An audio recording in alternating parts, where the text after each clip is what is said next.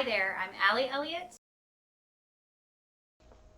Hello, I'm Aly Elliott and I'm back today with another video series about the series for Hiraeth, the Bereaved Siblings Project. Today we're going to talk about the beautiful Jenna. Miss Jenna would be 13 this year. And her mom and I met on Miss. Again, you'll see that as a running theme through a lot of this project. That was my go-to for support, and a lot of those women and I became very close. So about 9 of the women involved in this project I met through the Miss Foundation, which stands for Mothers in Sympathy and Support. Jenna's mom was one of those that I made an instant connection with. We just shared a connection between the two of us. I'll never forget their story or their beautiful little girl's face. And she was just somebody that I could always go to with my grief, even at random hours of the night. And I have always been grateful for her friendship. Our daughters would be about the same age. So I felt like they'd be friends, like they are friends, like they know each other, and we're just moms of daughters the same age. In that space, we can be usual, we can be normal, we can talk about our daughters openly because we share that simple birthday year.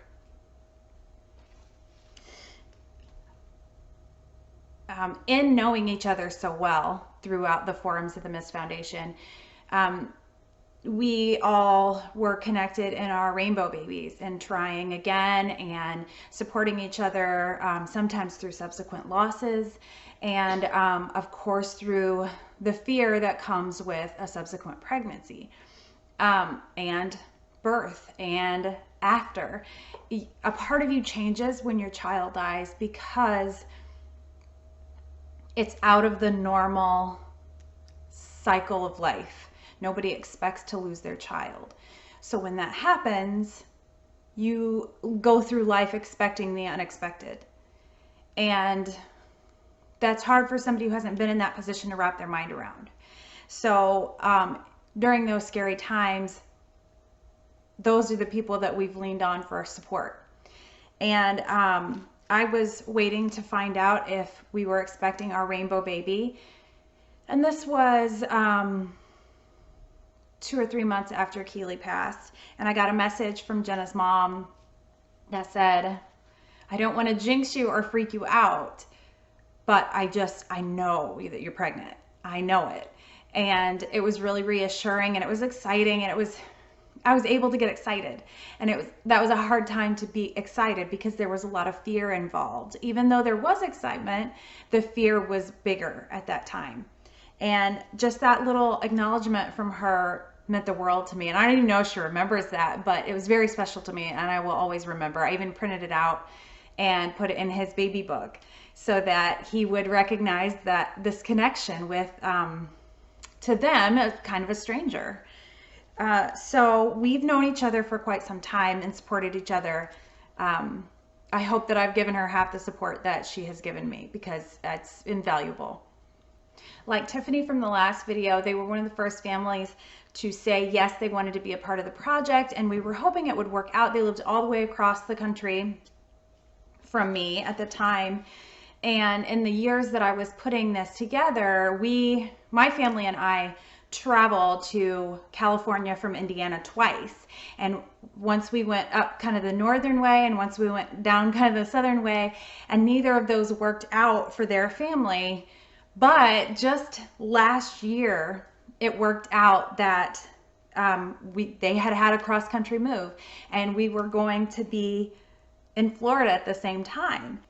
I had gone through a lot of concepts for them, and none of them were really working out right. There were some kind of perfect storms needed for those to happen, and I firmly believe that it happened the way it was intended to all along, because we showed up at this beach. I just picked a beach right in front of the hotel that my family and I were staying at.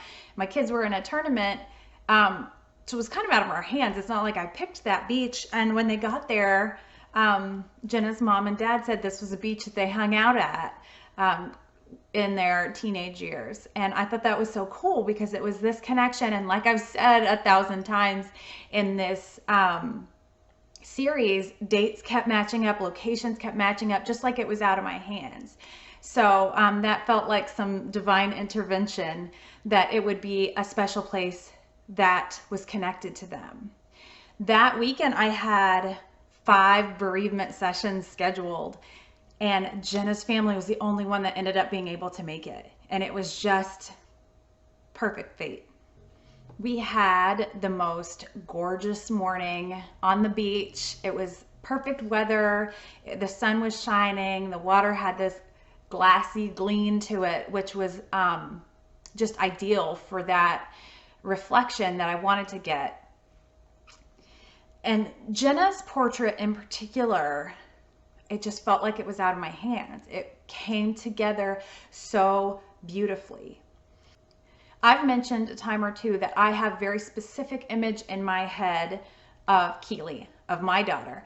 I feel like I know what she would look like. I feel like I know what her hair and eye color would be and how her face would be shaped. And I have that in my head for Jenna too. I feel like I know her family well, and I've seen, her siblings' pictures, and I just kind of had an idea in my head. And I manipulated in all of these images. No pixel was unintentional. Nothing was happenstance. It was all very meticulously planned. Every pixel went where I intended it to go. Everything was touched. And as I say that, I'm going to show you a close-up of Jenna. So I used her pictures, of course, to look at. I didn't actually sample any of her pictures, but I looked at her picture and the structure of her face, the shape of her features, and I used that as a basis to build her out of her siblings. And I know that when I did the first image for this project, which was kind of the experimental one, I backed up and looked at it, and it was so powerful. But then what I did, and what I saw a lot, I remember my mom seeing that, and it was a print on the wall, and she would twist around to try to see Keely's face because she wanted to see more.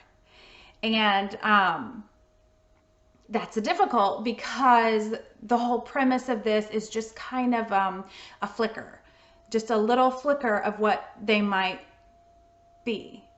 And I didn't want to try and take that into my hands too much because we won't know. And that's the hard part, is we won't know these things. That being said, I'm going to show you Jenna because of how crazy beautiful this came together. And everything about her, eyes, cheeks, hair, teeth, ears, shape, the shadows, how everything was falling was manipulated. I didn't use the same 2 eyes. I didn't use the same pupil from the same sibling that I did the outside of the eye or the color or the eyebrows. They were all different.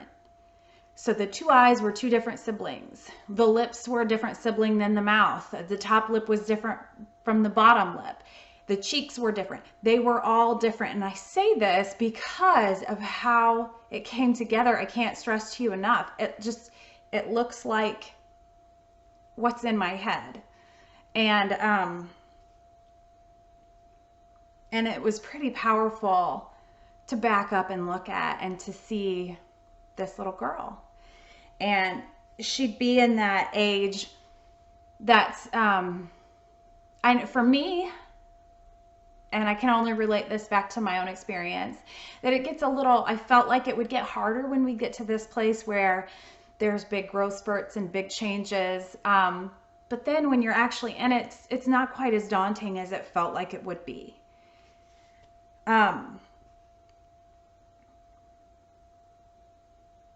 And she just ended up looking her age and what I pictured.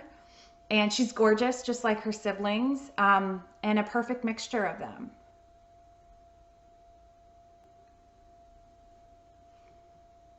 And when I came to this part in the image creation, I almost didn't want to make it a reflection because it came together so beautifully.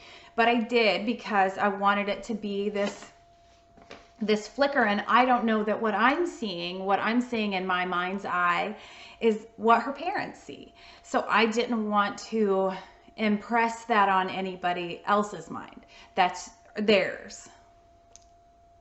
And I'd like to read to you words from Jenna's own mom and dad. For the gallery show, I had everybody choose what they wanted to say. And that's what took everybody a little bit of extra time to decide what they wanted that card next to their baby's picture to say. Here is Jenna's. It was a normal Saturday on March 31st, 2007, until we became that story that you hear and fear about. Less than 30 minutes after leaving home, a truck crashed into our car. The impact was too much for our sweet 6-month-old Jenna. I couldn't imagine going a day, a month, a year, or now 13 years without her. From the day she was born, I felt I had to protect her. She was so special to me, and I had to be with her every second I could. If she fell asleep before I could tell her goodnight, I was so sad and felt empty. It's like my heart knew our time together would be short. But of course, I couldn't see it or didn't think anything of it at the time. Jenna, nicknamed Jenna Bear, was a super sweet baby who was always happy, whose first word was mama, mama, just learned to sit up on her own, and rode in her daddy's favorite Mustang the last week of her life. We still have that very Mustang and drag race in her honor. It's our dedication to her to keep her memory going, as it being any grieving mother's fear that someone will forget your child was here. We love and miss her more than words could ever express. The pain will never go away. So while we went through a lot of different concepts, this one just fit right. And we had a fantastic morning. This is one of the few bereavement sessions that my family actually came down and played too, because a lot of the times we would be on our way somewhere, they'd be on their way somewhere, and we would just have a really short amount of time to get these shots in. But we didn't have a ton, but we were at the beach.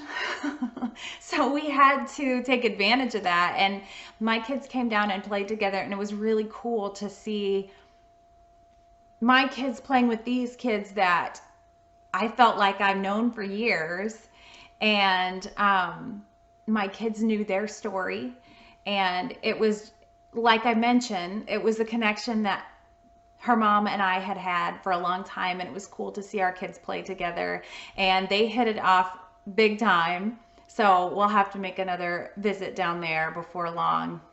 And that reflection in the tide is not something that's always there. It was just this perfect glassy reflection that morning, and it was just meant to be. So Jenna's Easter eggs are it's one of those things that once you see it, you can't unsee it, and you see it immediately.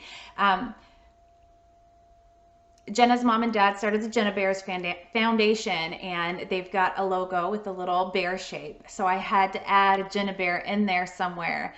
And the Jenna Bear is up in the clouds. And once you, like I mentioned, once you see it, you see it immediately, but it's not something that draws your attention straight away. And that's what I wanted those little Easter eggs to be, is just a little wink. Something that you see maybe the second time you view the image, not necessarily right away. I also did, and I'm wearing purple today. Purple was Jenna's color, is Jenna's color. And I did a lot of purple undertones within the water, within their clothing, and you can see one of her brothers is wearing Jenna Bears Foundation shirt. So I did a lot of work on the color tones that are kind of layered behind the main picture, just to kind of bring out a subtle little purple for her. I'm actually colorblind, so I use the numbers within Photoshop to see where those undertones are heading, and so I can assure you by the numbers that they are purple. The weather was on our side that day, and it was just an absolutely beautiful morning that came together perfectly for Jenna's portrait. I am so grateful that it worked out the way it did, that we were able to meet up like that, and I look forward to the next time.